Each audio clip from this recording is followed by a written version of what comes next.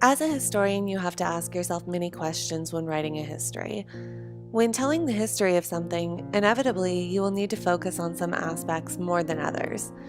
This can include decisions on which documents to use and what libraries to do your research at. Some of the other choices you may have to make are more complex, such as what language do I use and what words? It is important to ask these language and word questions as you're writing a history. I will explain this throughout the video how simple word choice can impact not only your work, but the way others interpret your work. It seems silly, doesn't it? How could word choice really impact anything? How could doing things in one language versus another change the history I write? Well, how many of you have ever heard of the Mexica? If you have, I'm fairly surprised. The Mexica are the Aztecs. Mind blown? I thought so. Okay, maybe your mind isn't blown yet. So, a brief little history. The Mexica are the Aztecs. They never actually called themselves the Aztecs, and the Spanish never called them the Aztecs either. So where did the term Aztec come from if that isn't even their name? Long story short, this German guy proposed the change and it became popular in the 19th century, effectively eclipsing the true name of the Aztec people, or the Mexica people. Anyways, back to the historiography. Word choice is kind of a huge deal. So, they are the Mexica.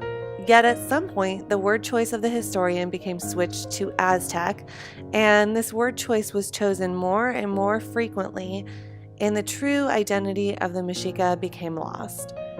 In various history books, the Mexica are consistently referred to as Aztec. This is a prime example of why historians have to be careful about their word choice, because something as important as the name of an entire group of people has been wrongly distributed throughout history.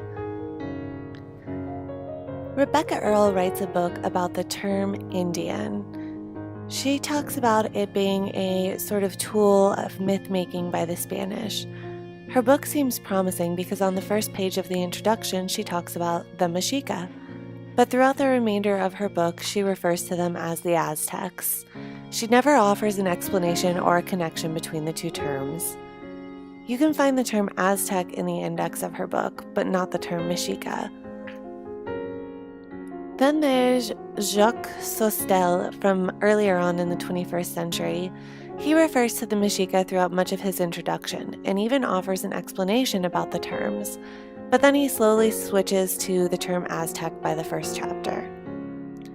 Next, we look at a book from Benjamin Cain. It was released in 1971. Cain states clearly in his introduction that Aztec is the incorrect term, but because of the fact that it is the more commonly known term, he has chosen to use it throughout his book rather than the term Mexica.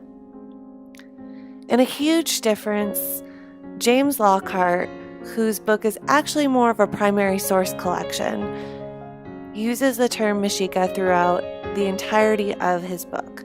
He uses it in the introductions of the documents, and it is found in the index.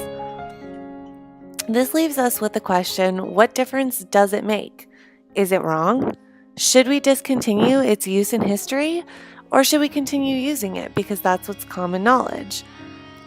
People will recognize the term Aztec, but not necessarily the term Mexica. Now it even begs the question, it's been wrong for so long, is it right?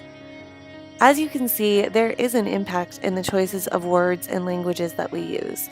Maybe not immediately, but we can see changes over time. Currently, there is a movement called the Mexica movement, and a lot of indigenous communities are backing it, offended and upset by the loss of their identity. In the end, there's a choice. Most likely, somewhere throughout research, if it was done properly and thoroughly, you will encounter the different names Mexica and Aztec. So, what choice do you make? Which one do you choose? Many historians probably choose the term Aztec to reach a wider audience. But ethically, is that the right choice? If someone wants a book on the Aztecs and doesn't know what their true name is, how will they ever find the book? Language and word choice do matter in history, and you as a historian have to find the way to not only be truthful and objective, but to also balance that with reaching your target audience.